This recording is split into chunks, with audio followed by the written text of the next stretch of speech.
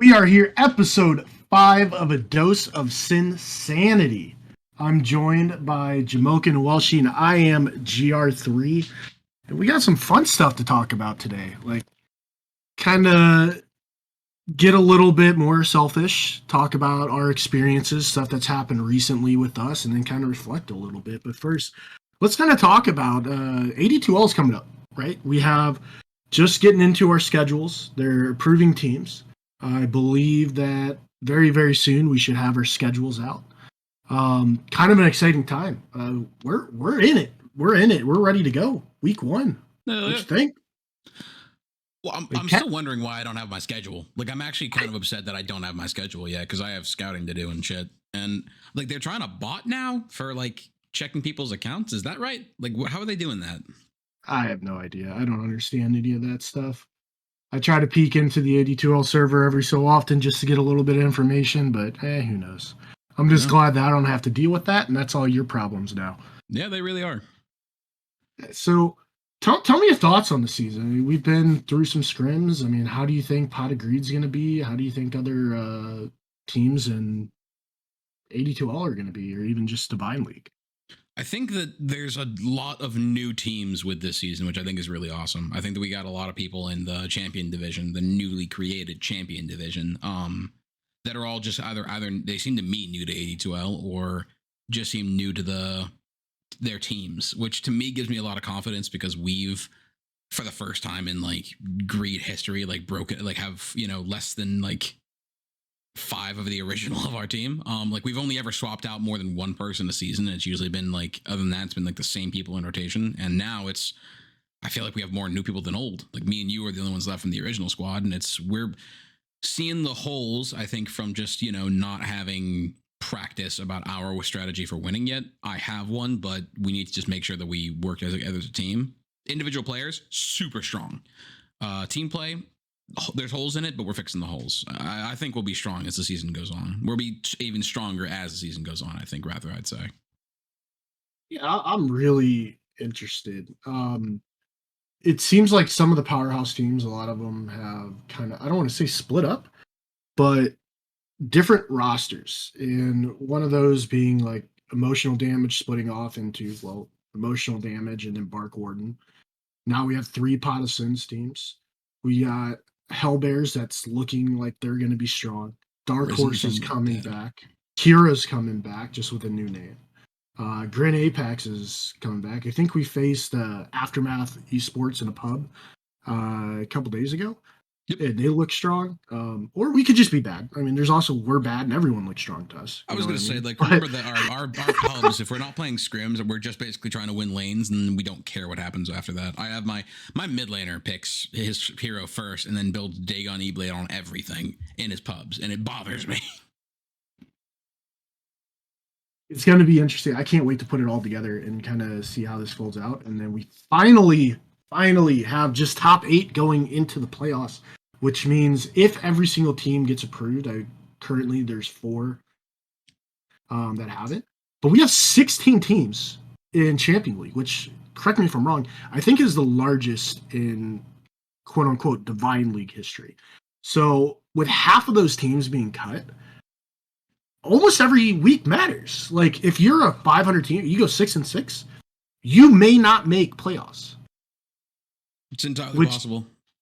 It's nuts. And we're getting on into that Jamokin style, and maybe 1 year or 1 season, they'll bring it into those 8 weeks there for you, buddy. But let's hope. I think it's awesome, though, that these games are starting to matter. And that was the biggest thing since I started with AD2L that I had a complaint with, was the group stage literally means nothing because everyone makes playoffs. And now that doesn't happen. It's fantastic. Only the top half are going to make it, which means we legitimately get good Dota, consistent Dota, and challenging games. Like, it's not like playoffs aren't just like a walk in the park anymore. Like week 1 isn't as, I don't want to say easy, but just not exciting as it has been. See, to me though, it's a shame because me in my first season, I was really looking forward to like, hey, like brackets are basically just, hey, we get to try drafts, like setting up for groups. Groups are basically we just get to try drafts and set up for the season, and I get to try a bunch of weird stuff that I've been wanting to try. Hooray! And now it's, god damn it, now we got to try every week. That kind of sucks. And then by try, I mean like I have to do like what I honestly think is going to win every time. I can't just go, oh, we can take an L here. At least not until I know that we're in like top three, or well, when we're in the top position that we're going to be. Yeah, I want to add on that because a lot of times, like your last week, if you knew you were like top 3 seeds or whatever, and like you made upper bracket, so at that point you didn't really care. Like your last week could be like completely experimental. Those 2 games, you're just running drafts that you're acting like it's a scrim, and you Essentially, don't have yeah, that opportunity anymore.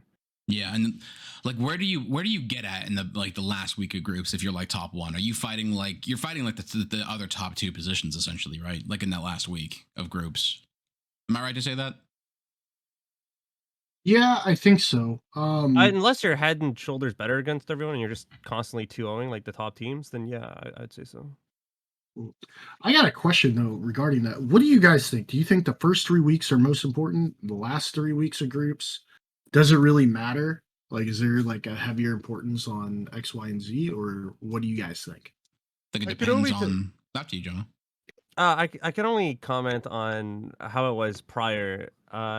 Prior, you could lose your first 3 weeks, and then you could win the last 3 weeks playing bottom feeder teams if your team was really good, and you'd like easily make playoffs and potentially even make upper bracket, depending how everything's shaking up. You go have like a 1-1 in the first week or in the first 3 weeks, and then you just like 2-0 your last 3 weeks. You're like, you're hanging pretty good. You're possibly upper bracket. So like the last 3 weeks were kind of the only things that mattered. Whereas, or like that was a thing teams could do to like play the weaker teams and just have an easier walk into the playoffs. But now I think every week's gonna matter. I'm just curious how tiebreakers are gonna all shake up because again, it is only 6 weeks. Yeah, last season we felt the opposite. So we had a really strong first 3 weeks of the season where we went 6-0 in the first three, and then we went 1-5 in the last three.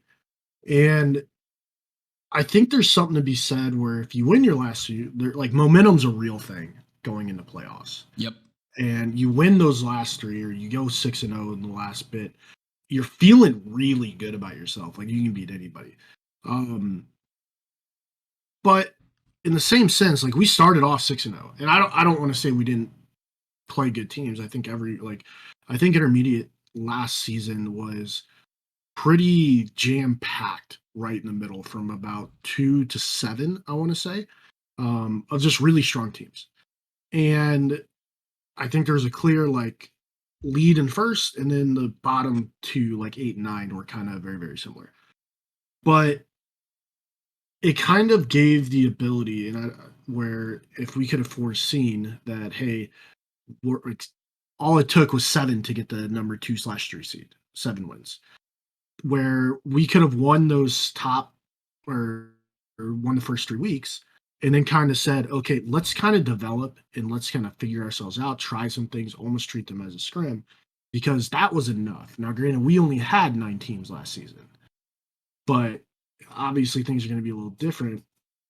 But it's a little interesting how the last 3 games and the first 3 games could kind of differ in such a way. Yeah. I think I that it do want also to just comment after you, Gemma. just quickly. Yeah, I do want to comment just quickly. Is the thing about winning your first 3 weeks is uh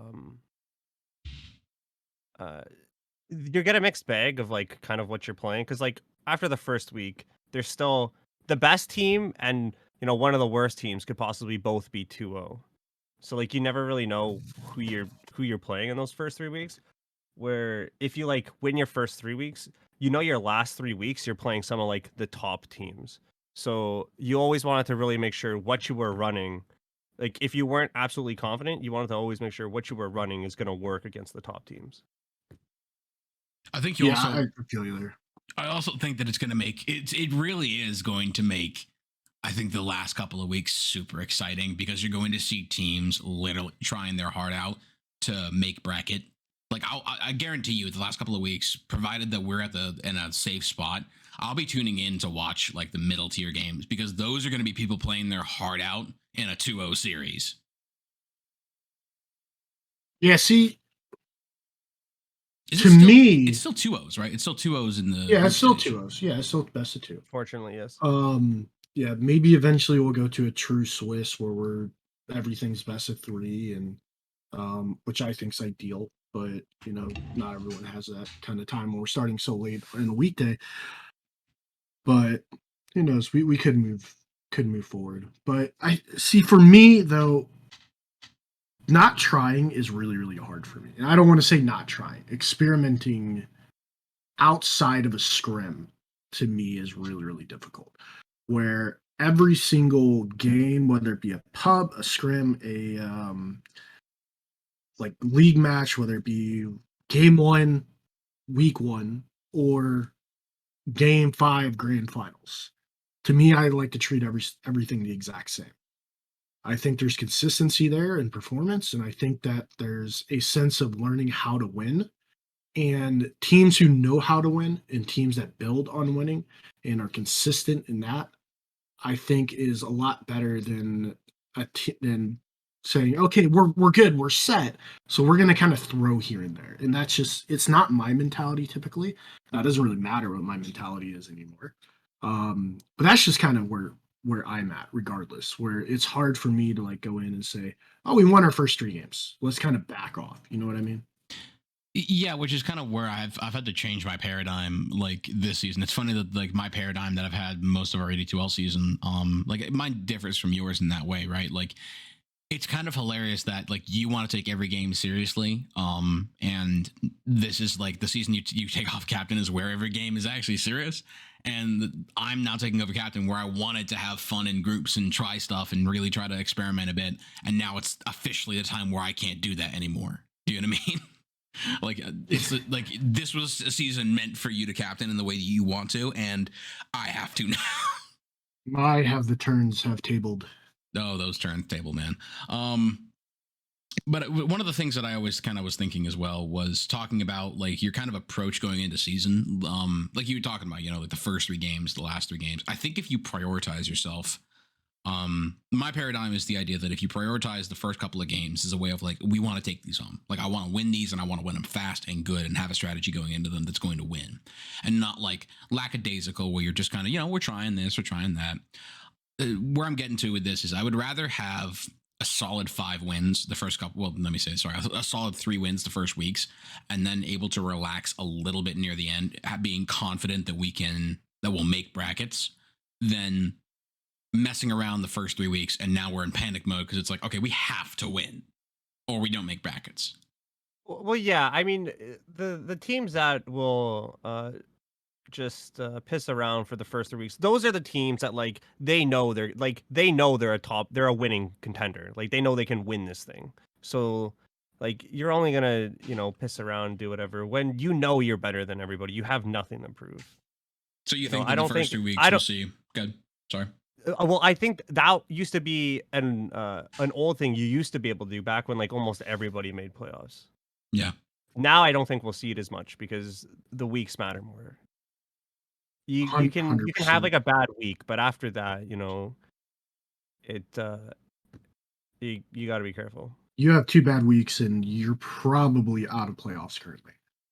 Like there's a Yeah, big understanding of when you have 16 teams in a division, a 6-6 team may not make it, which there's means a that strong you possibility. you cannot O2.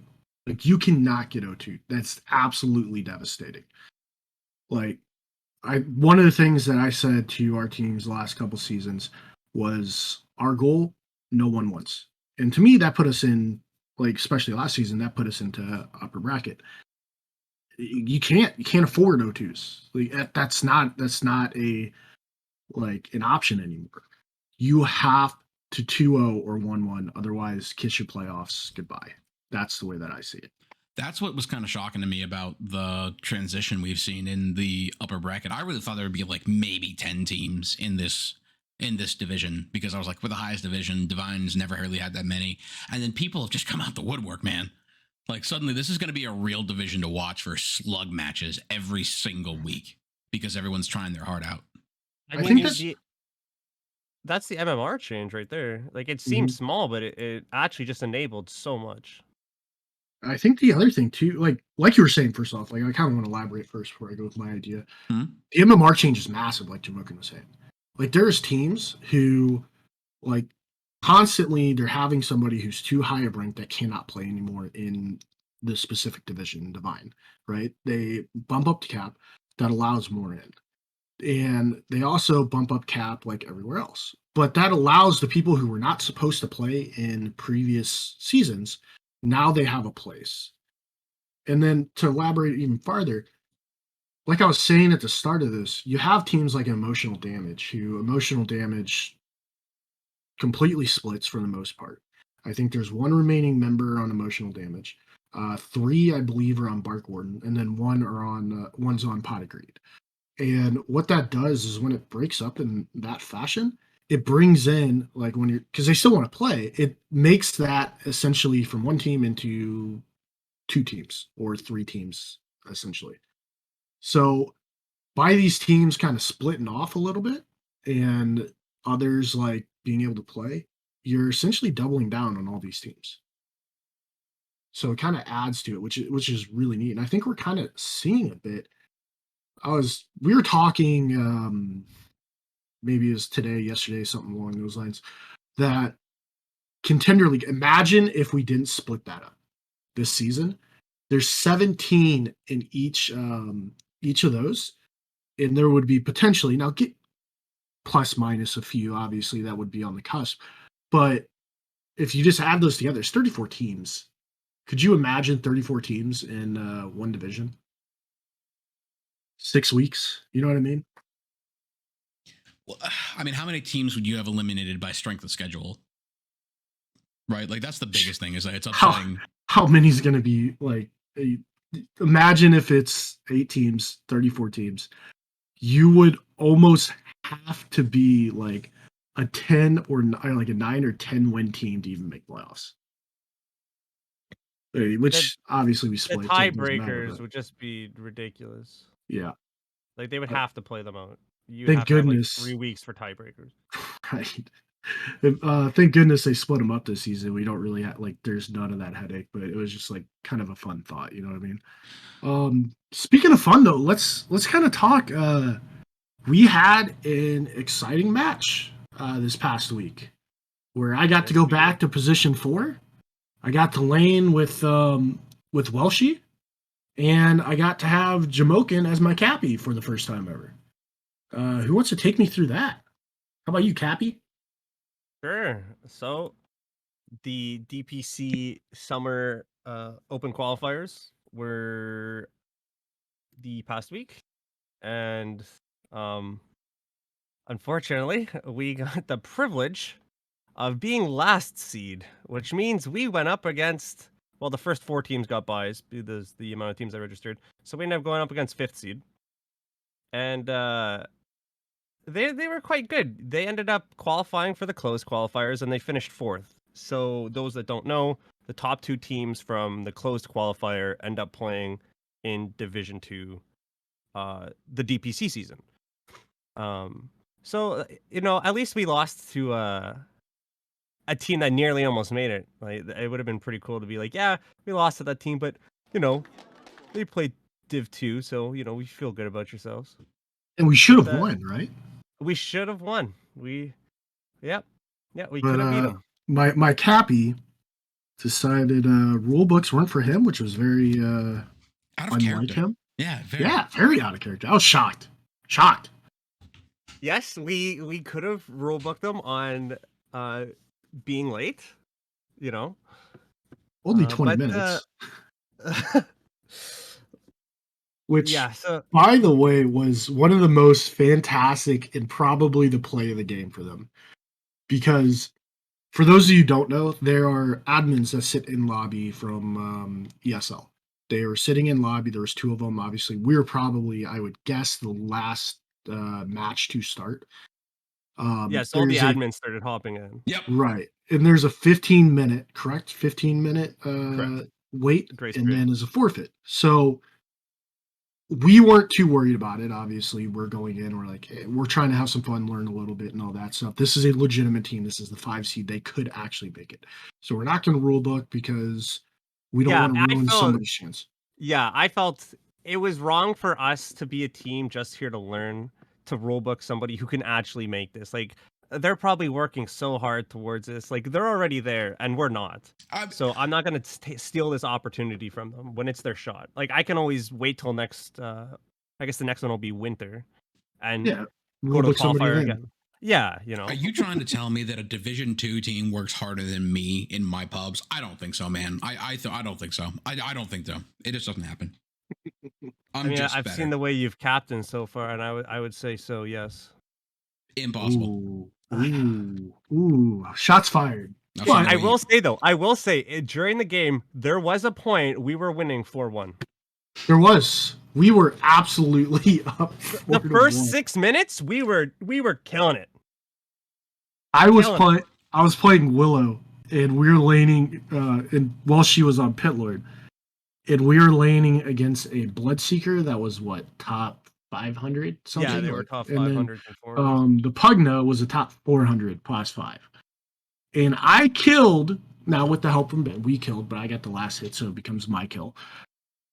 I killed the Pugna, the top 400, and I was 1-0-1 at one point. Just saying, I was on freaking cloud 9. Like, I'm the best. I am the absolute best pos 4. Screw this guy. He sucks. We're up 4-1. I think there was a double kill from Rusty in your guys' lane. Yeah. Like, and then the next thing you know, We got it first was blood. yeah. We also Rusty got first blood. Yeah. Then he gets the double kill on top. He was 3-0.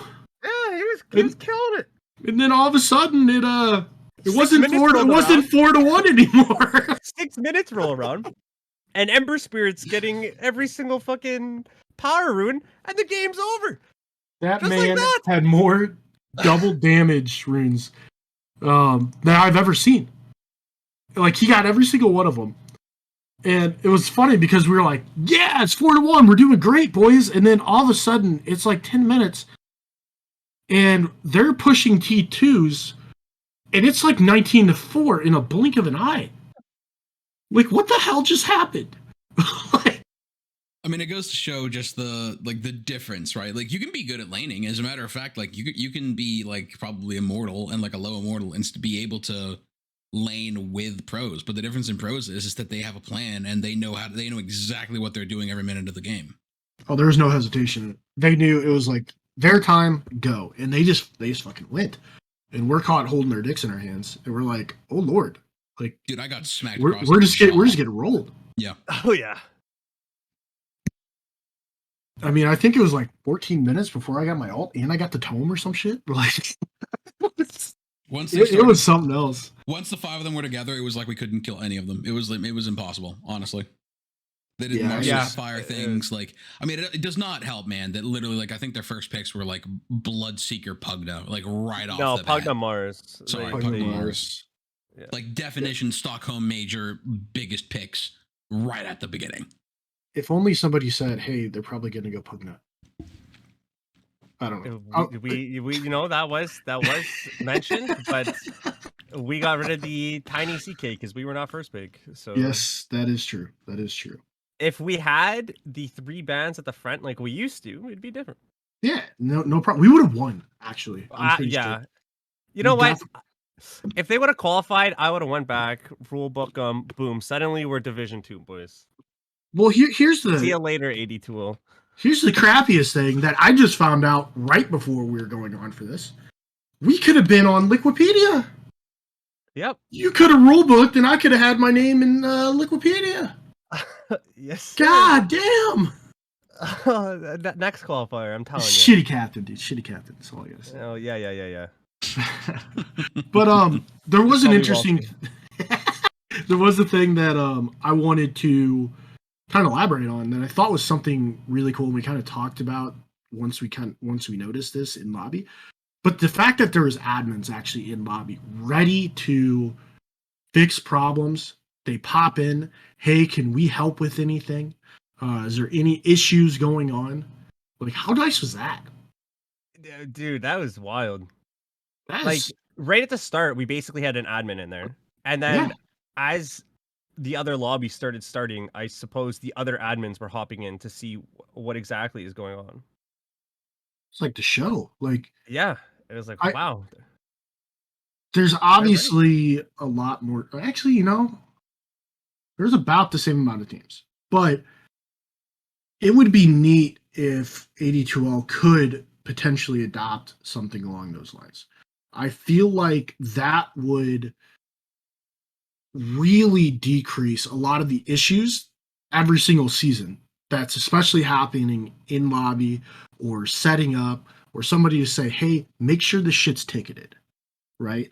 Yeah, Mm-hmm. especially in the first few weeks is Right. definitely when mistakes are made by new teams and stuff that just don't necessarily know. And to have somebody in there ready to go, just pop in and make a rule saying must get in there or lobbies must be open 15 minutes before start time.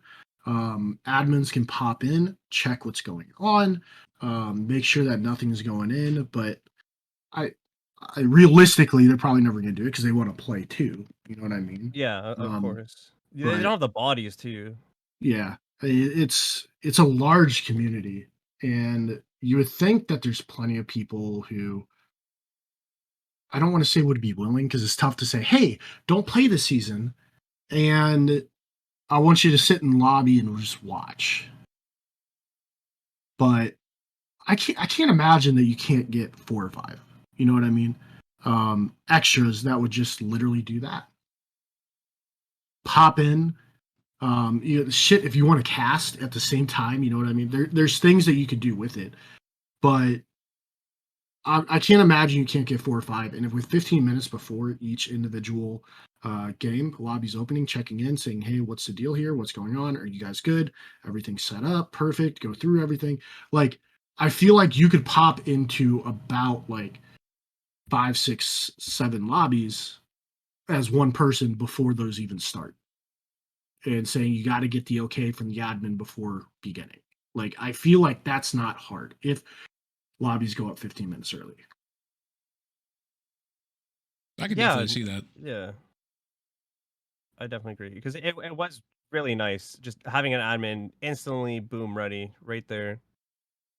What was it? It was when the other admin popped in, and I was like, oh, we're getting some attention now. Oh, Yeah, there people are upset about us not starting. And what was it? They were within what 30 seconds of Oh like even yeah, the yeah, manager they are said, 24 oh yeah, seconds. I started that idea of saying like I think that's the play of the game, and I don't even think I got around to it. The fact that they were literally like, you have 1 minute to go, and this guy hopped in like with seconds remaining, and it just freaking went. I was like, oh shit. It's like this dude just freaking slid into home. I was like, Yeah, God yeah. damn. and think about that. They almost like imagine if they qualified for DPC, like if as a Div 2 team, like they were within 20 seconds of that entire thing being crushed. Like their whole run would have been done because Oh, DPC matches are single game. What is it? They're the single. start, yeah, until like the best of 8, they're First best two of ones. rounds, I think, are were single elimination. After that was Yeah, BO3s. I think top 8 is BO3s. I do want to say, what if AD2L adopted something like the bot they had that automatically hosted the lobbies, had it all properly set up? I mean, Face It has that, right? Yeah, Yeah, it exists. I mean, and a lot of people use it, and I imagine that's something similar to like what most pro tournaments are. Yeah. I mean, we used That to. Yeah, sorry. like, that would make so much more sense because then you 100% eliminate the thought of you have to like you have to set up the lobby, make sure it's ticketed, all that stuff. All the issues that we have with not being ticketed and things along those lines, that's done. You don't have to deal with it anymore. You don't have to sit there and look up, okay, this is this captain, give him the ticket. This is this captain, give them the ticket. Like, you don't have to insert that anymore. Like, you actually already, like, all you have to do is say, okay, get into lobby, the spot sends the invite, and then go. And there's your rosters. And it like automatically tickets and things, or like it doesn't let the lobby Yeah, start till it the does all the tickets setup. submitted. Yeah. Well, it would be the host, so it would have the ticket. Yeah. The Mhm. only thing that gets a little messy with me for that was that like our experience when we did the in-house leagues was there was a couple of times that the bot that because we did have a bot like that in those lobbies. Do you remember? Yep.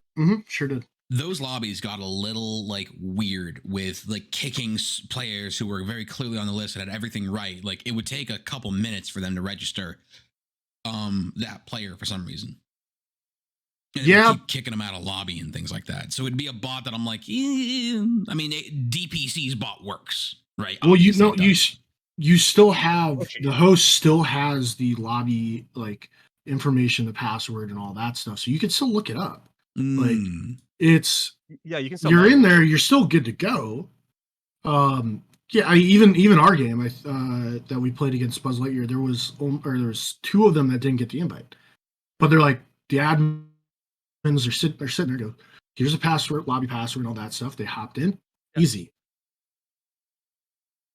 And there's a like the reason why you're not getting the invites is usually because of you don't have the proper settings on that your captain was supposed to inform you of. So like that's not the bot's fault. That's most likely the player's fault for not having the proper settings. Is that anonymous mode? Uh, Correct. well, anonymous mode was one, and then it was also getting invites from non-friends and stuff. So the bot Right. can you'll actually receive the invite, and it won't just shut it down. Mm. Right. Mhm. Yeah, that was the thing we had to fix too, right? We had to tell everybody to have invites for non-friends on your list Yeah. because they had to be able to get the invites. Yeah. Oh, that was a fun time figuring that out for the first time. Yeah, Yeah, but obviously the first time's gonna be rough, but it would like not for me. Something that really upset me is when matches weren't ticketed, and I was gonna play that team, especially if it was like the week before, because then you're trying to Mhm. find the screenshots somewhere, and someone might upload them a few days later. Like it's just you can't scroll through all the data nicely, and it just made scouting uh, such an inconvenience. I never felt confident about uh, making sure I understood what happened in that game. I mean, that's Right. something that I feel like it should be really more seriously like reprimanded. It was like, hey, you didn't ticket your game. Now nobody knows what went on. Like I would have liked to have watched your game to understand it. Full honesty. Like it's a matter of making all resources available to everyone, and you get to see all of my games because I do my shit right. Yeah, it's like you're almost punished for following directions because Doing it right. it's such a slap on the wrist too. Like if you if you don't ticket, most of the time it's like, eh, 15-second draft penalty.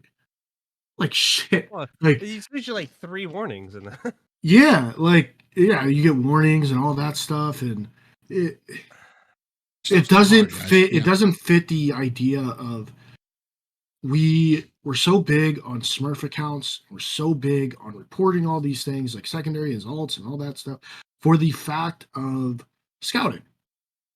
But when we have a whole team for a full series and you say, oopsie, like, it's okay, you didn't ticket.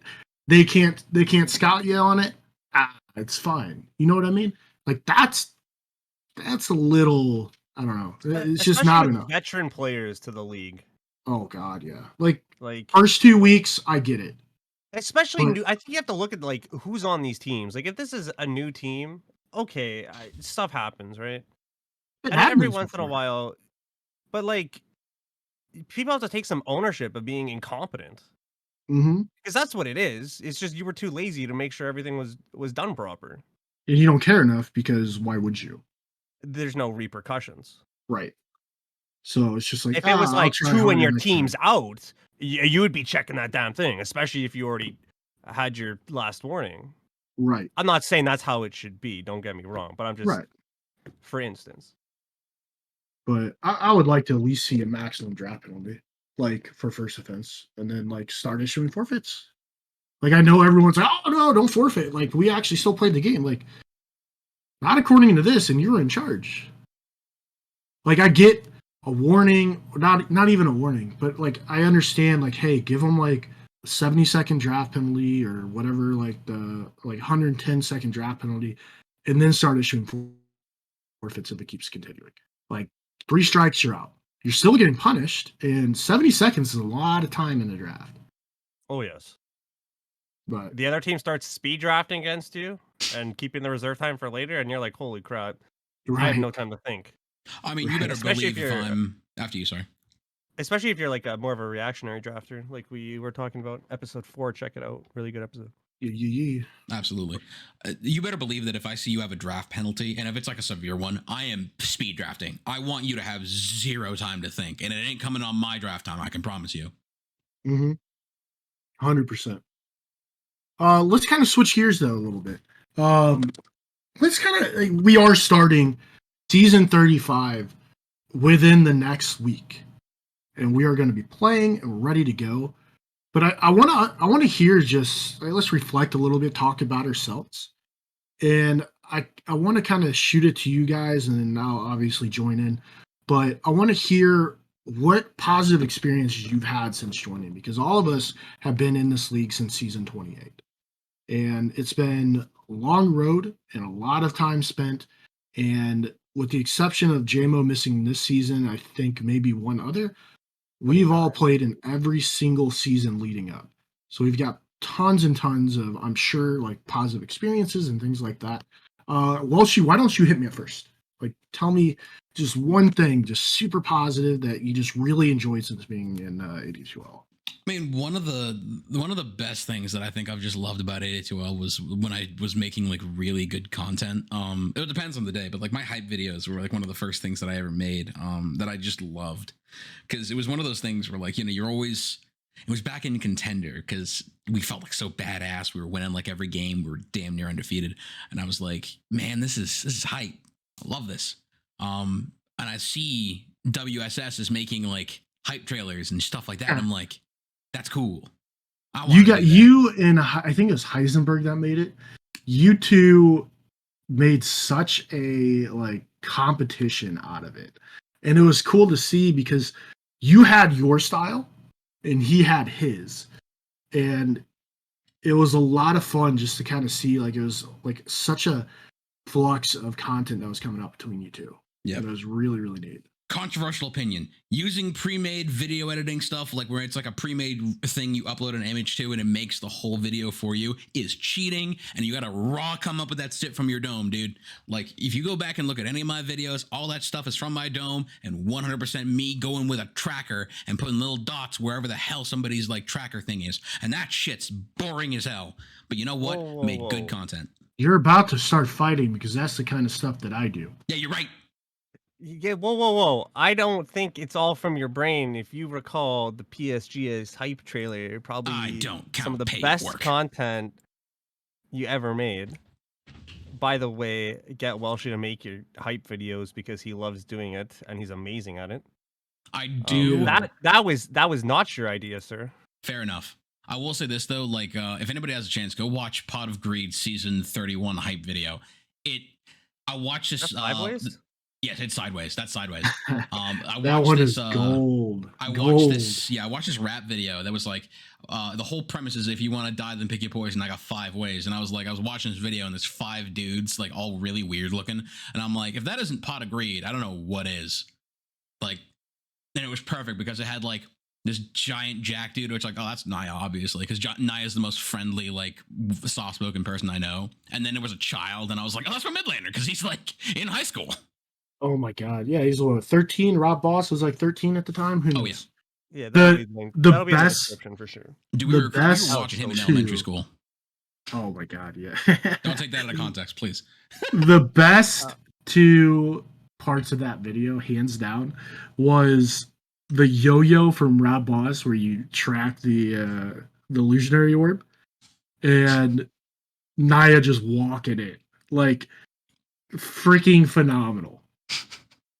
My favorite part was the Mad Max cameos from your videos. Nothing was as good as the Mad Max cameos.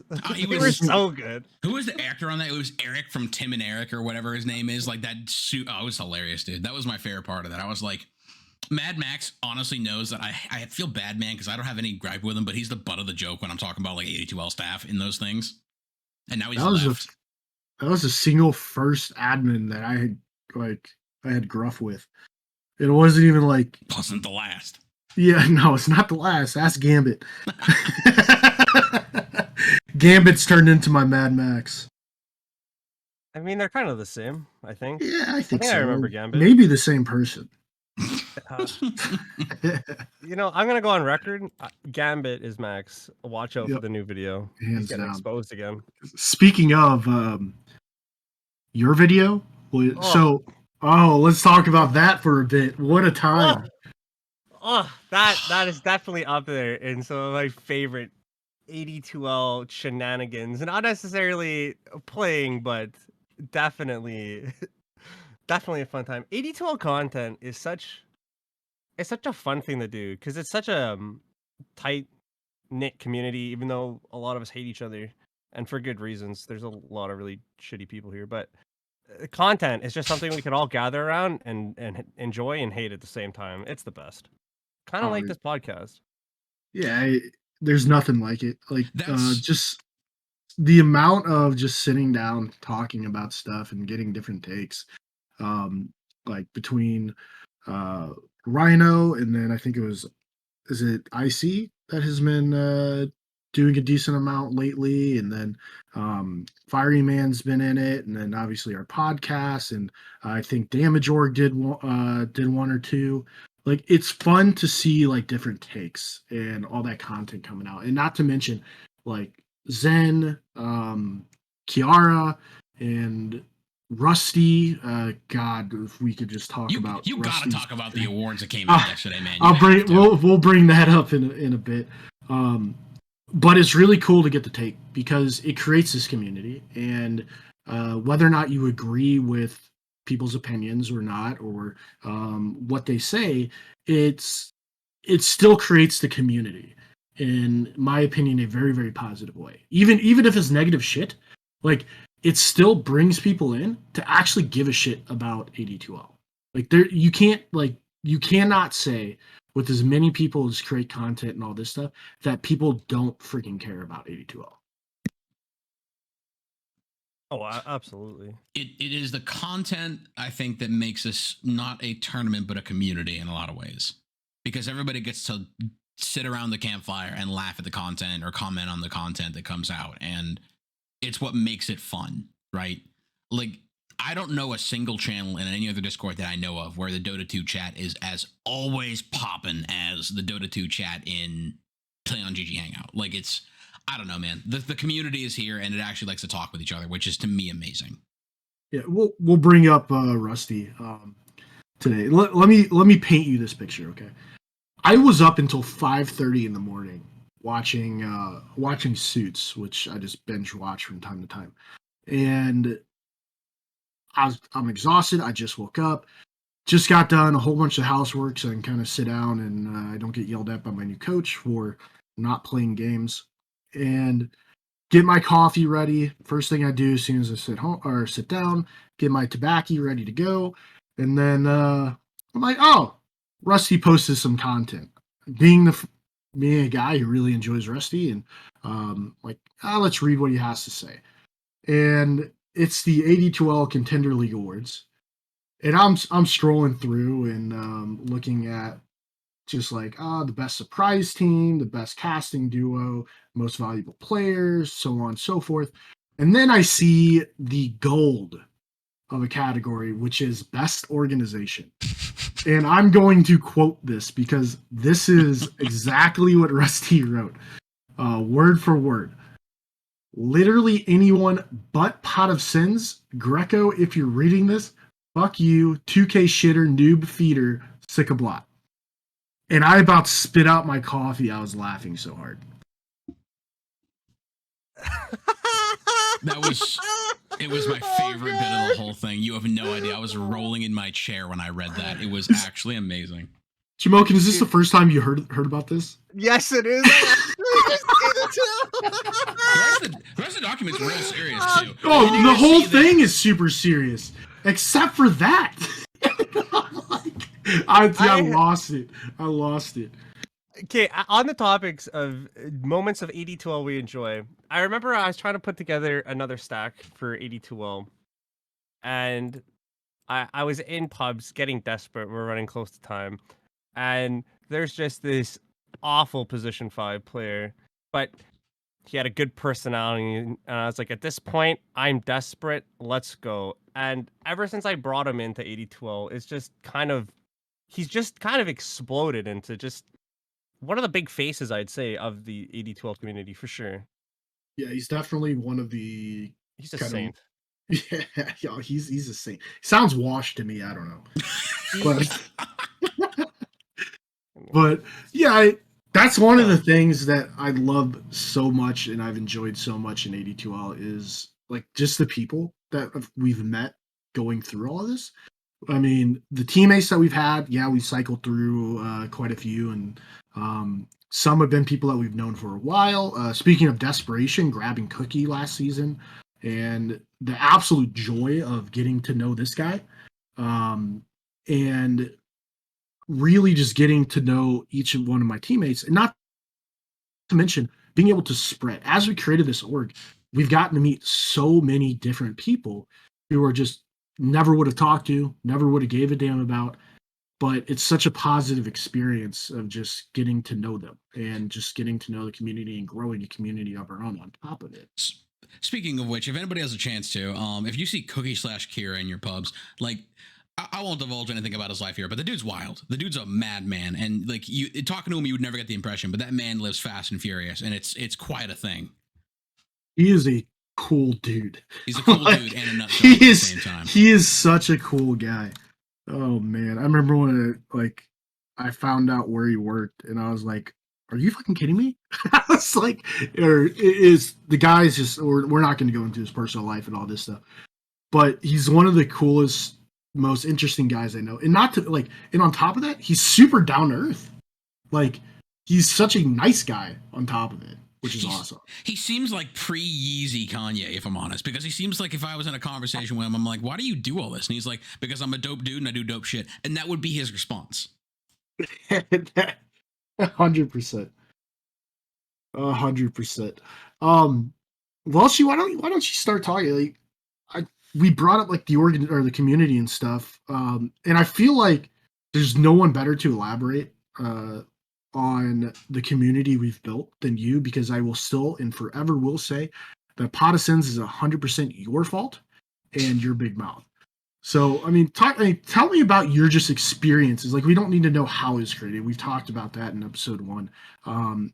But talk to me about the experiences you've had just creating that organization and then working through it over these last few seasons.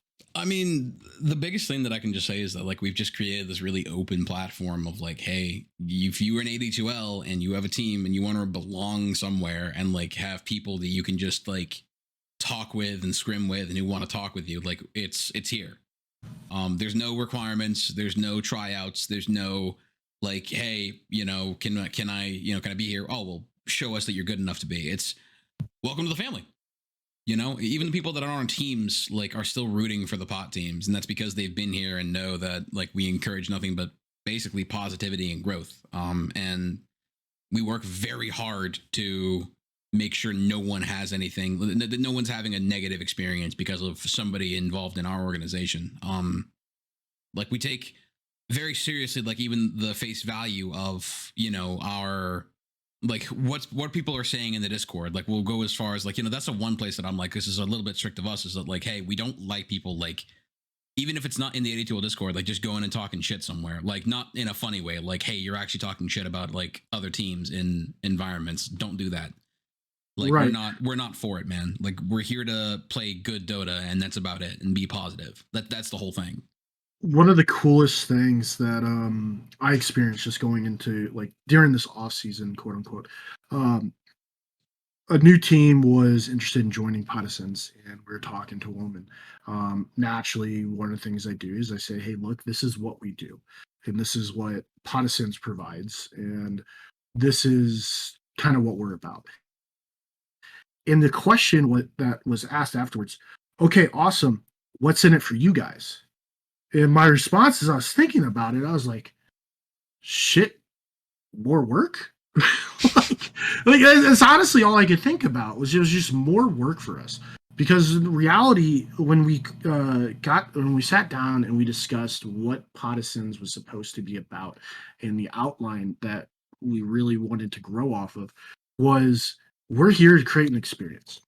We don't care about kind of what negative actions come to us or like as far as like costs and things along those lines. We're not going to be like, oh, like we want all your winnings if you win because you're playing putt. Like we're not about that. Like we've never once put our spent any money that we've gained on ourselves, pocketed anything. Everything goes back to the community. And I was just thinking about that. I thought it was really cool because it was just like it kind of feels like we're doing exactly what we set out to do at the start. Oh, completely. We're making a fun place and more importantly, like a community for people that are playing Dota, and they're not like who just honestly love the game. Like they're not professional, but they're good people and they're good players, and they want to be in a place that encourages that. And I think that's what we do. We give people a place where they can do that. Well, And hold up. good. In the words of my boy Rusty, literally any organization but Partisans. I mean, Man, again, fuck you, 2K shitter noob feeder Sukablia. I mean, I don't know. Kind of sus. all I gotta say Kind of sus. is that doesn't go down if people aren't thinking about it, and you don't get thought about for being trash. Well, you see, the Just problem is that we have to reveal that Rusty did have an application to join a pod team, but we did have a very strict requirement of a positive mental attitude, and that man hits that scale on the opposite end of the spectrum. Sorry, Rusty, couldn't take your toxicity, man. Just couldn't. Too big of a plink, I guess. Too big of a plink, man. Big plink. That's the biggest rule, man. That's the biggest rule of Protestants. No plinks. No plinks. We don't want no plinks, man. So I wanna kind of bring it back to like the more AD2L experiences, and I just want to talk about this before we run out of time. Season 28 and season 29 were two of my greatest experiences with AD2L. We came in season 28 and we didn't know what to expect. We're like, my team in WLD got shit on.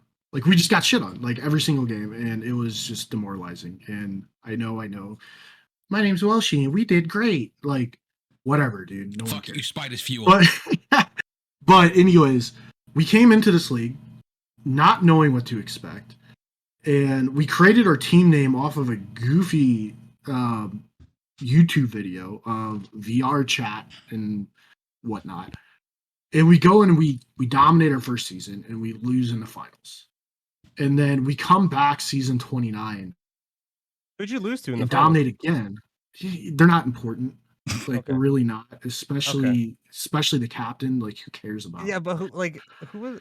But to reiterate, because you need to ask that question. I will tell you, we lost to the team that we laid the absolute smackdown in front of 1,500 people on a Zyori cast in 3-0 Dome in season 29. That's who we lost to in 28. Oof. But they had a couple wins and they got one free one because of basically a Dota bug that wouldn't let me join back in. But we let him know. And the captain of that team, he knows, he understands. And I pretty much ruined him until his previous season of ever winning again. So he who must not be named. But the Zyori cast was one of the coolest things, I think, in general, like all joking aside, was the fact that a big name caster that I've watched cast multiple pro Dota matches and cast he's TI. attended lands and all that. Yeah, he's been to TI. Like, and is casting my game as if it's one of the at the time was the single biggest stage I've ever been on. And I thought that was so cool. I mean, you were in that game, Walshy. Oh yeah, no. Well, even better than that is that because I'm friends with Arno. Like Arno was co-casting that, and dude reached out and was like, "You want to do the post game?" And I was like, "What? Speak to Zyori? What? Absolutely." And I got to like speak to Zyori for about a whole of 30 seconds, saying like, "Hey, we played good."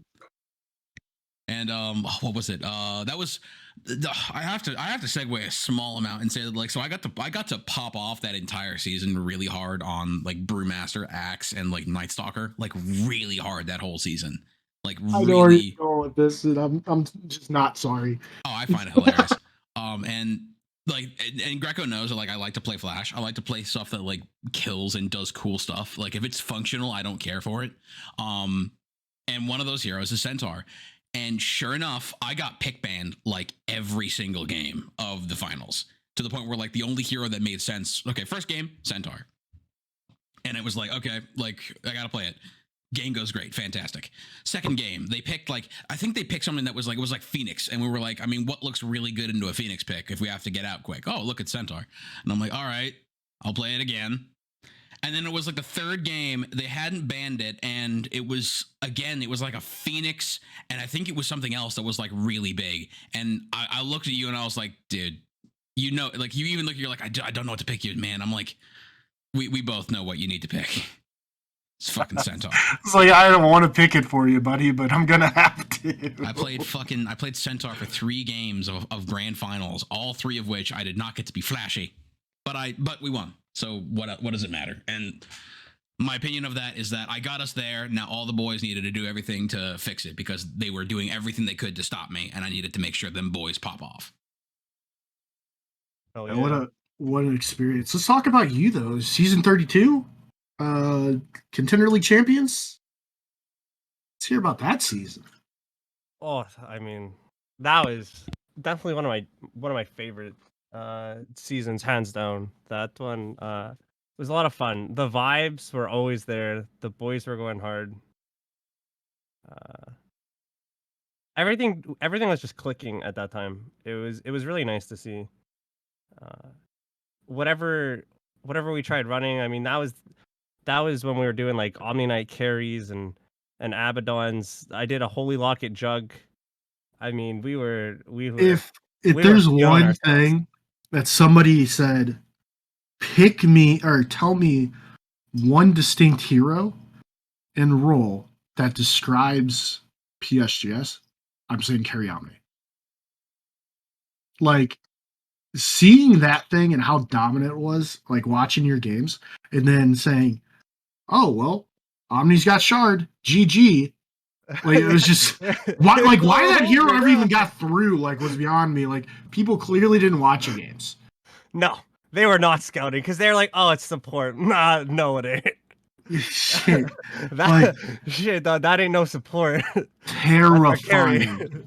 Terrifying. Oh my goodness. It is, and you guys you were absolutely dominant that season. And it was just like, I think, who'd you face in the finals? Was it Pot of Pride? Pot of Pride. Yeah, Pot of Pride, who's also having a dominant season. And yeah, they were crushing it.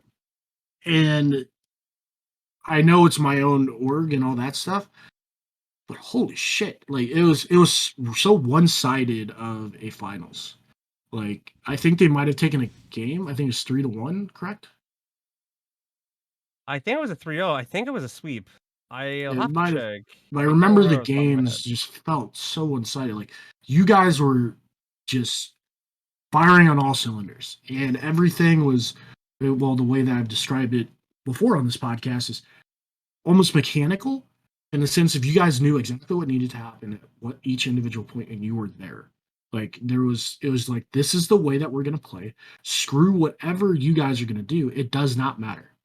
And you guys executed so well.